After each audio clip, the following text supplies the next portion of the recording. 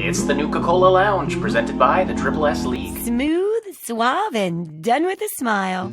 Hello everyone, welcome to the Nuka-Cola Lounge, where we talk about all things Fallout. My name is Ash, and I'm here as always with Syb. We've got another Fallout 4 theory for you about the point in the E3 promo where your main character and its family and a whole bunch of other people are running to the vault right after they've registered their place in the vault with that Vault Tech salesman.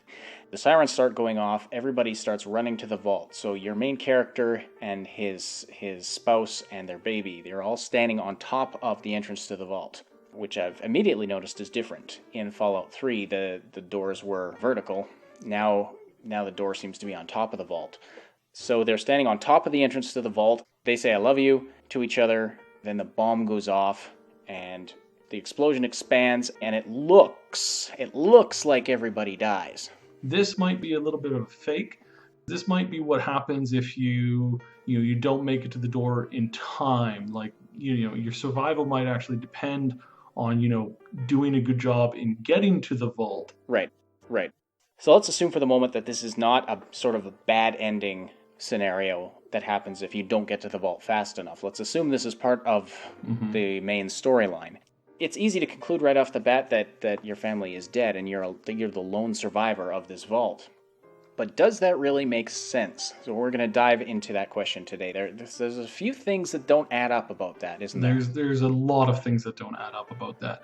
Number one, as we see in the later gameplay where he comes up out of the vault, he's standing on this elevator thing that's shaped like the vault door.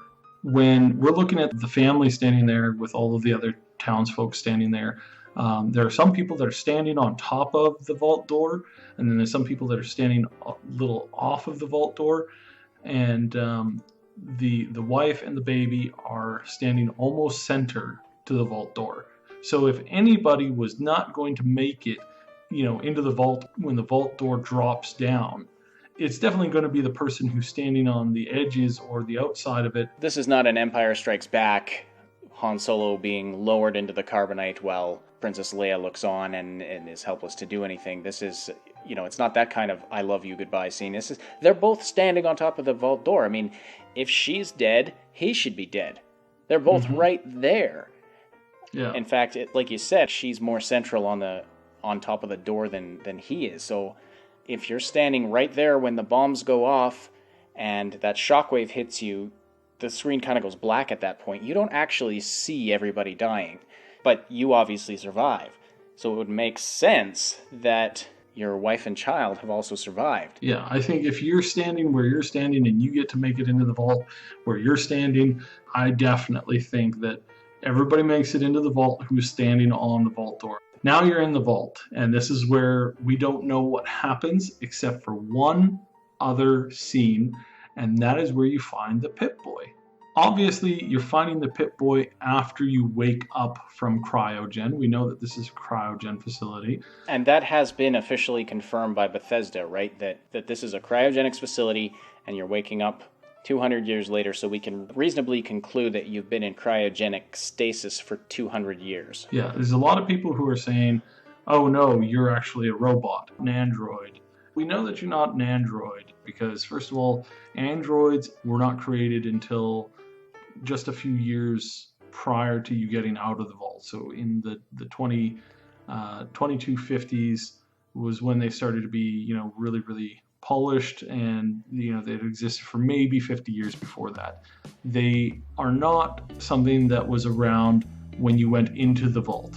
Just to play devil's advocate here, is it possible there could be we think he's been in the vault this whole 200 years and that it's been sealed and no one's come in or out, but at the beginning of Fallout 3, you're led to believe that you were born in the vault, your parents were born in the vault, and that it's just gone back generations like that, completely sealed off from the outside world. But then as you go, you learn that's not actually the case. Could there be something like that going on? It's a massive cheat in the narrative if it were, because you've created a character in the beginning of the game that's not actually the character that you're playing at the end of the game.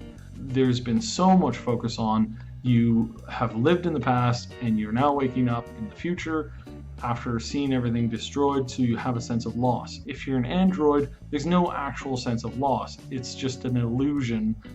You're created to think that you're from the past, and then you're going to start looking for it. Doesn't make sense. Yeah, because someone would obviously have had to intentionally transfer your character's mind into an android. Or you're given false memories. Well, okay, you're given false memories. That means the whole prelogue to the game that you played didn't actually happen. That's just somebody writing that. That doesn't make sense. We know that cryogenics have been in the Fallout universe since Fallout 2. We know that cryogenics have been involved in it. There's actually lots of people who have slept for 200 years. Dr. House slept for 200 years, and there's a lot of other characters that have slept for 200 years. We know this. I don't know why so many people have jumped on the idea that you're an android. So after you wake up from cryo, you find the Pip-Boy. We know this because you pick up the Pip-Boy off of the bony, long dead arm of a scientist who's in the vault. We know this is in the vault because when he comes up out of the vault, he's already got the Pip-Boy on his arm. We know that you pick up the Pip-Boy after you've been sleeping because of the fact that there's a body on the ground that has decayed down to the bones. And obviously people don't leave bodies around to decompose down to the bones while everybody is standing around chatting. This is definitely long afterwards. You find this scientist's body, you get your Pip-Boy. And that raises a few interesting questions. Because if I was in his position, the first place I'd be looking for my wife and child is right there in the vault. So it seems to me that he would either find them there, or at least evidence that they died there. Yeah. If they were dead, how many newborn babies' bodies are going to be in a vault like that? And I think another clue to this is the fact that he comes out of the vault having no idea what's going on and no idea that 200 years has passed. He's not coming out of the vault grieving. Yeah. His robot's, Master, I haven't seen you for 200 years. Oh, what's ever happened to you, Mr. Fuckface? I don't understand what's going on. If he was in grief, he'd say, "Oh, Mr. Handy, the wife and Sean is dead. Oh dear, whatever shall we do?" That's would have been a line that he could have delivered. But instead, he's not in a grieving state.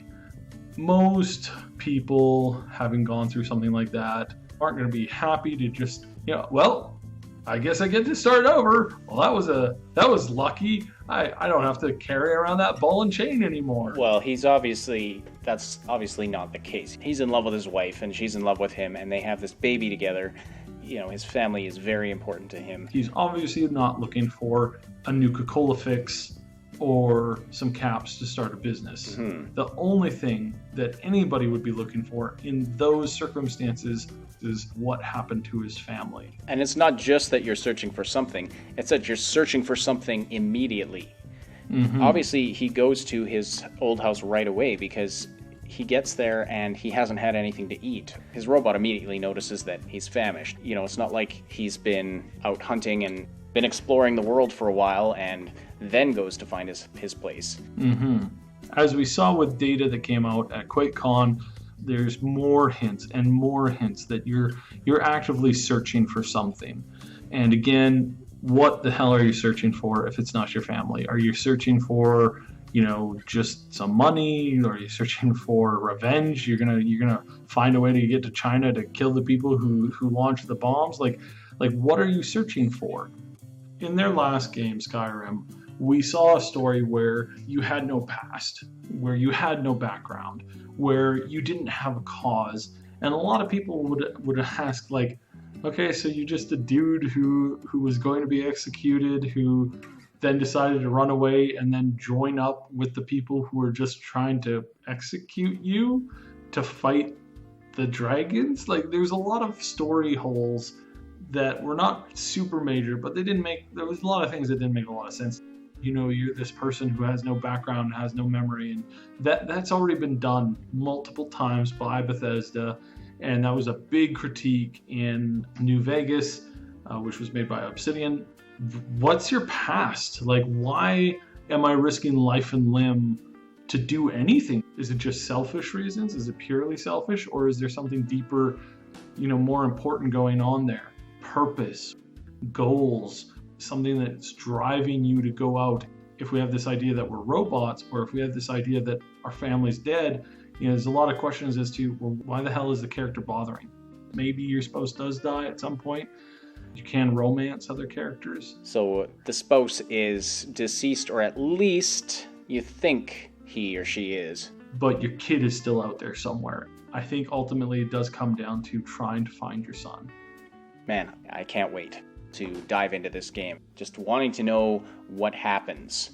We got a few months to wait, but there's a lot to speculate and talk about between now and then. We also want to hear from you. What do you think? Do you have any of your own Fallout 4 theories you'd like to share with us?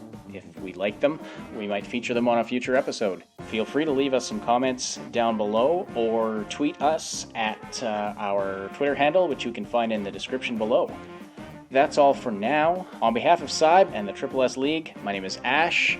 Thanks for listening. We'll be back very soon with more Nuka-Cola Lounge. Don't get all burnt up.